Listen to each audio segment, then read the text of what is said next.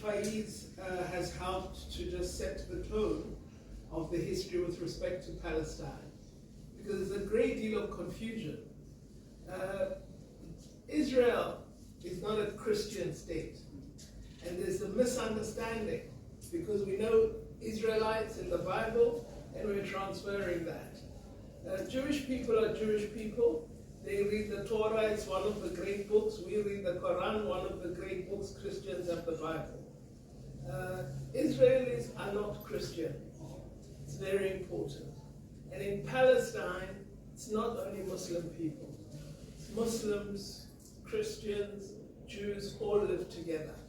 The Palestinian people never moved as a people from the land of Palestine. Jewish people moved into Europe and became very successful as business people in Europe. And a huge jealousy developed among Europeans against Jewish people. That's how you came to have the Holocaust, when they were targets of Nazis. Then at the end of the Second World War, they were looking for some way to place Jewish people, to take them out of Europe. Because there was a lot of anti-Semitism, anti-Jewish sentiment. So they said, there's their traditional home. Let's take them to the land of Palestinians. And they took them there. Made no engagement with Palestinian people, no arrangement about protection of land, and you then have a big problem, because what happened is a population of people who always lived in an area were displaced. Their land was taken without compensation, and another community and country were built, and they had no state. They became stateless, because in 1948 a war ensued, and they moved as refugees. Many people don't know, over 2 million Palestinian people live in Syria as refugees. Over 1.5 million in Jordan as refugees.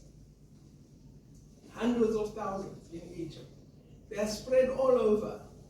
Now the fear among the Israeli state is that if Palestinians become free and you have returned, they will become a majority in their own land. That's why they've got to annihilate them, massacre them, and genocide. This is what we are seeing. And we as South Africans can never accept something like that. South Africa has based its foreign policy on the values of human rights and justice for all. We believe all people deserve justice. This is why we've always said we don't support the elimination of Jewish people. We believe there should be a two-state solution with the people of Israel living in secure peace alongside the people of Palestine, each having their own territory. This is our policy position. But when it comes to oppression, we stand for the just cause of the people of Palestine, because they are the ones who are oppressed. And we must always understand that as South Africans. I said in Parliament last week that as South Africans, we fought for freedom. The whole world supported us in our fight for freedom. As a people, because of that support, because of the nature of our struggle, we owe it to those who are oppressed to always be with them. You can't, when others helped you, say, yeah, now I'm okay. So, sorry, you're in trouble. Sorry, you helped me, I know you helped me, but solve your problem. You cannot.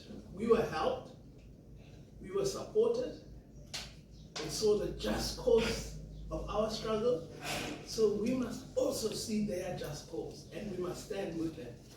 I told the Democratic Alliance MPs who were speaking out in Parliament, can't enjoy the post-apartheid freedom and not support the cause of the people of Palestine. Because that freedom, we got it through struggle. We got it under oppression. Took ourselves through a fight from being oppressed. Our duty to the world and other human beings is to help them when they face the same issue. So this is what's standing before us as South Africa.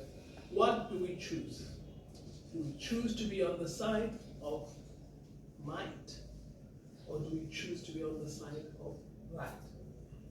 That is the question that we have to answer. And I believe our country is correct in its posture that where there is oppression, we will stand with the oppressed. This is the mandate that our struggle gave us as South Africans. And I think we need to embrace it and stand with people who need help. Because there's nothing greater than to help others to achieve the free air we all breathe, to enjoy the rights we all love so much. Otherwise, we're saying it's okay for you to be in prison. It's okay for you to be denied citizenship. It's all right for you to have to hold a pass. It's all right that you can't live in a certain area.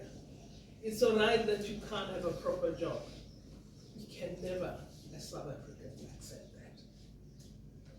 So I believe what we must do is always assert that as South Africans, we pride ourselves on the character of our freedom, which is a freedom that will always uphold the justice and freedom of others.